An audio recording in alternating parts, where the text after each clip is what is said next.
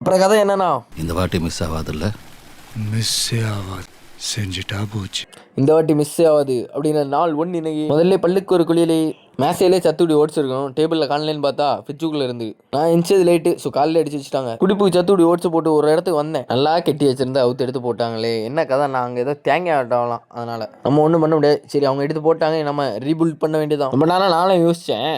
ஒரு சைடு வந்து அந்த கம்பி நீங்கி கடந்து வளைஞ்சி இருக்கும்போது அப்போதே சரி பண்ணலாம். முதல்ல பார்க்கும்போது கொஞ்சம் அசிங்கமாக இருந்தது. ஏன்னா நெட்டு ஒரு சைடு மேலே ஒரு சைடு கீழே இருந்து. சரி, பிரச்சனை இல்லை, அவங்களே எடுத்து போட்டாங்க, நம்ம திரும்ப எடுத்து வச்சனா. இப்போ எப்படி இருக்குன்னா, ஃபர்ஸ்ட் இருந்ததோடி நீட்டாக இருக்குது. ஒன்றும் இல்லை, உடஞ்சி போட திரும்ப செட் பண்ணும்போது ஃபர்ஸ்ட் இருந்ததோடி சூப்பராக இருக்குது. ஆனால் நான் தான்டா வீட்டுக்கு வந்து காப்பி தண்ணி சாதனம் உள்ளே போட்டு ப்ராக்டிஸ் ரெண்டாவது வந்தேன். அவன் இந்த சீரிஸ் எதுக்கு ஆரம்பிச்சேன்னா, நம்ம வேலைகள் கொஞ்சம் இருக்குது. நம்ம போலிங் ஆக்ஷனில் என் பேக் ஃபுட் ஒன்று அலைன்மெண்ட் வேறு கொஞ்சம் கோஆர்டினேஷன் செட் பண்ண, கொஞ்சம் கோஆர்டினேஷன் ஒர்க் பண்ணால் மட்டும்தான் பேஸ் வந்து அடுத்த கட்டத்துக்கு வரும். இல்லைன்னா அதே மாதிரி பேக் ஃபுட் வந்து கொஞ்சம் ஷார்ப்பாக இருக்கும். ஐ மீன் டோவில் லேண்ட் ஆகணும்னு சொல்லுவாங்க. அதுக்கு வேண்டி இந்த ட்ரில்லாம் பண்ணிட்டு அப்படி தான் முதல் நாள் எடுத்தோன்னா சரசரான ஒரு இதில் 5 செட்டு, இன்னொரு இதில் 6 செட்டுன்னு போட்டுட்டு இருந்தேன். பட் அப்புறம் அடுத்த நாள் காலை தூக்க முடியாதனால தினமும் கன்சிஸ்டண்டாக பண்ணணும்னால குறைச்சி பண்ணால் ஓகே, கொஞ்சம் கொஞ்சமாக செட் ஆகி வரும். ட்ரில்லாம் பண்ண அப்புறம் கொஞ்சம் போல் பண்ணி பார்த்தேன். கொஞ்சம் ஒரு மாதிரி தான் வந்துச்சு. இதில் என்ன தப்புன்னா, இப்போ சொல்கிறேன், நம்ம என்னதான் ட்ரில் பண்ணுறோமோ அதை நம்ம ஃபீல் பண்ணால் மட்டும்தான் அந்த பொசிஷனில் மசில் மெமரி வந்து அதுக்கப்புறம் தான் அது சப்போர்ட் ஆகும். இந்த பெட்டர் ஓகே பண்ண ரெடி ஆகும்.